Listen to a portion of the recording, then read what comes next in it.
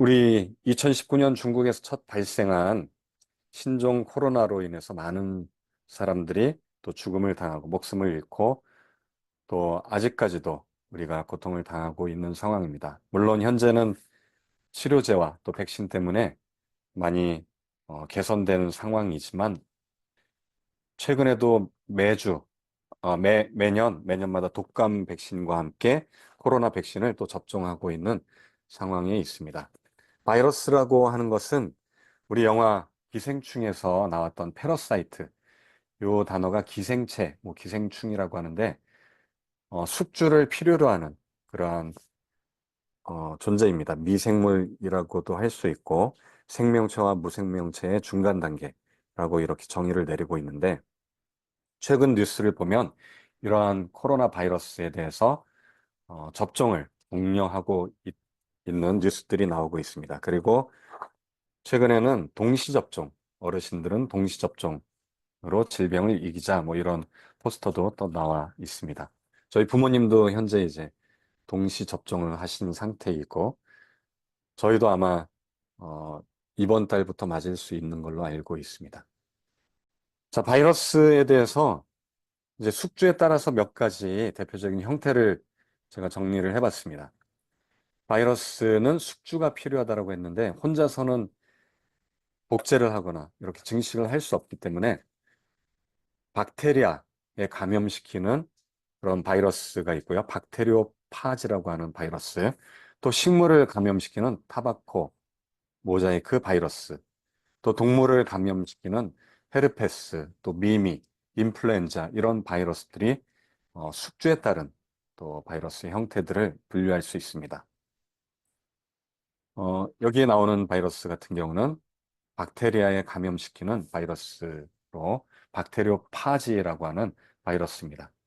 이 바이러스는 우리가 바이러스가 이 단어 자체가 라틴어로 독성이란 뜻을 갖고 있는데 실은 바이러스가 또 좋은 역할을 또 하기도 한다라는 논문들이 나와 있습니다. 바다에서 적조 현상을 일으키는 이런 남조류나 미생물들, 박테리아들을 또 죽여서 생태계를 순환시키는 그러한 좋은 역할을 또 하기도 한다라는 또 논문들이 나와 있습니다. 식물을 감염시키는 아까 어, 담뱃잎 모자이크 바이러스 TMV라고 하는 바이러스는 이렇게 식물을 숙주로 하는 바이러스이고요. 동물을 숙주로 하는 바이러스들에는 메르스, 우리 2015년에 참 우리나라에서 유행했던 중동 호흡기 증후군 메르스가 있고 또 구제역 바이러스 같은 경우는 우리 소나 돼지를 감염시키는 그래서 한동안 살처분 수천 마리, 수만 마리 이상을 살처분하는 그런 일들이 있었습니다. 또 돼지도 작년에도 돼지 구제역이 발생해서 이렇게 살처분하는 일들도 있었습니다. 굉장히 좀 안타까운 모습들인데 얘네들을 살처분하려면 잘 안 들어가니까 새끼를 먼저 집어넣으면 어미들이 뒤따라가 간다고 합니다. 그래서 이렇게 살처분하는 또 장면들이 나오기도 했습니다. 이처럼 숙주에 따라서 분류를 할 수가 있는데 바이러스는 우리가 박테리아와는 조금 다릅니다. 박테리아와 바이러스의 차이점은 우선 바이러스는 숙주가 필요하지만 박테리아는 스스로 증식할 수 있고 또 이분법에 의해서 세포 분열에 의해서 증식이 가능합니다. 또 사이즈가 다릅니다.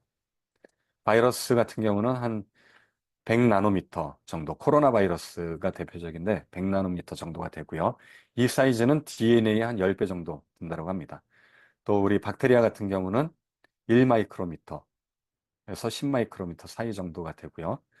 또 휴먼 셀, 우리 인간 셀은 뭐 작게는 10,000나노미터에서 10만 나노미터. 우리 1000나노미터 같은 경우는 1마이크로미터니까 10마이크로미터에서 100마이크로미터. 0.1mm, 난자가 제일 크죠. 0.1mm 정도가 된다고 합니다. 이처럼 바이러스와 박테리아는 크기부터 다릅니다. 미세먼지와 초미세먼지보다 훨씬 작은 박테리아는 그거보다 작은데 바이러스는 그것보다 훨씬 더 작은 것을 볼 수가 있습니다. 자, 그래서 이런 차이점이 있습니다. 박테리아 같은 경우는 어, 박테리아를 증식을 제어하는 것들이 이제 항생제가 있고요. 바이러스 같은 경우는 어, 이 항바이러스제, 인터페론이나 뭐 이런 항바이러스제, 그리고 또 백신을 통해서 항체를 만들어서 또 예방을 하기도 하고 또 치료도 할 수 있습니다. 바이러스 치료제를 통해서 항바이러스제를 통해서 치료도 할 수가 있습니다. 이처럼 박테리아와 바이러스는 차이점이 있습니다. 또 핵산에 따라서 분류를 하기도 합니다. 우리가 핵산이라고 하면 RNA와 DNA로 나눠집니다. RNA와 DNA 차이점은 그 오탄당에 있는 디옥실리보스라고 하는 오탄당과 리보스라고 하는 오탄당의 차이에 따라서 DNA, RNA. 디옥실리보스라고 하는 오탄당은 여기 보시면은 그 산소에 결합되어 있는 수소기, OH기가 아닌 수소기만 있는 게 이제 산소가 빠져 있기 때문에 디옥시 리보스 오탄당이라고 하고요. 산소가 결합되어 있는 오탄당은 리보스, 그래서 RNA라고 합니다. 두 개의 차이점이, 이런 차이점이 있고, 그런데 이제 이런 DNA와 RNA의 차이에 따라서 바이러스도 나눠집니다. 헤르페스, 우리 입술 포진을 만들어내는 헤르페스 1형이 이제 구순 포진이고요. 2형 헤르페스 바이러스는 성기 주변에 포진을 만들고 3형 헤르페스 바이러스는 대상 포진을 이렇게 일으킨다고 합니다. 얘네들은 이중나선 DNA를 갖고 있다고 하고요. 또 아데노바이러스, 우리 감기를 일으키는 대표적인 아데노바이러스 같은 경우는 이처럼 DNA 바이러스입니다. 이것도 더블 스트랜드 바이러스이고요. 요 천연두 바이러스도 마찬가지로 DNA. 우리 HPV, 그 가다실이라고 하는 백신으로 이렇게 알려져 있는 이제 HPV 바이러스 같은 경우도 이중나선의 DNA 바이러스입니다. 그리고 우리 아까 전에 처음에 소개했던 이제 박테리오 파지라고 하는 바이러스도 DNA 이중나선 바이러스입니다. RNA 바이러스에는 인플루엔자 바이러스, 그리고 또 우리 코로나 바이러스도 RNA 바이러스에 속하고요. 그리고 담뱃잎 모자이크 바이러스 같은 경우도 바닐라선의 RNA 바이러스입니다. HIV, 에이즈를 일으키는, 에이즈 감염시키는 HIV 바이러스 같은 경우도 RNA 바이러스. 그런데 얘는 이제, 어, 그 레트로 바이러스라고 해서, 어, 여기 보시면은 HIV 바이러스 같은 경우는 레트로 바이러스, 즉 RNA를 다시 DNA로 바꿔서 감염시키는 바이러스를 이제 레트로 바이러스라고 하는데 HIV가 대표적입니다.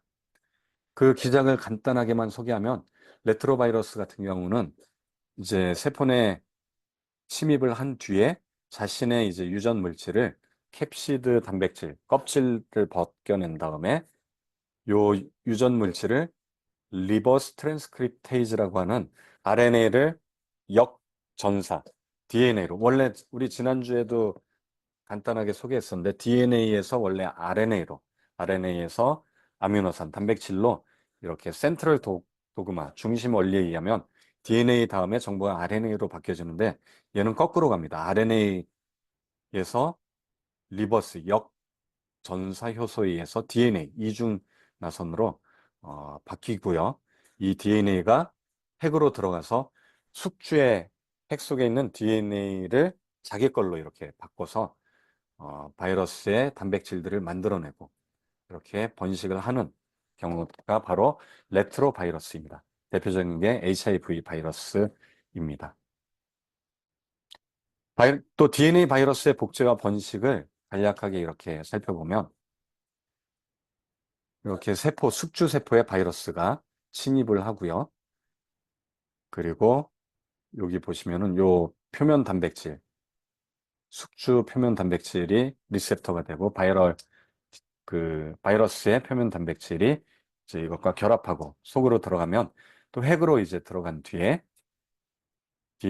자신의 DNA를 이렇게 복제하고 또 RNA, 또 단백질, 요 센트럴 도그마에 의해서 DNA, RNA, 단백질, 바이러스의 단백질들을 또 DNA와 함께 복제를 한 다음에 그다음에 밖으로 릴리즈 나가는 그러한 생활사를 보여주고 있습니다. 이게 이제 그 DNA 바이러스의 복제 및 번식이었고요. 그리고 RNA 바이러스도 뭐 비슷합니다. RNA 바이러스도 흡착, 먼저 이렇게 달라붙은 뒤에 삽입이 되고, 그 다음에 자신의 유전 물질들을 여기 보시면 이렇게 이제 리보솜을 이용해서 단백질들을 만들어내서 밖으로 나아가는 그런 표면 단백질들을 만들어내고, 또 일부는 또 요 트랜스크립션, 또 리플리케이션, 해간에 있는 요 이제 기관들, 소기관들을 이용해서 자신의 RNA를 복제하기도 합니다. 자, 그래서 이렇게 형성해서 방출되는 그러한 과정들을 보여주고 있습니다.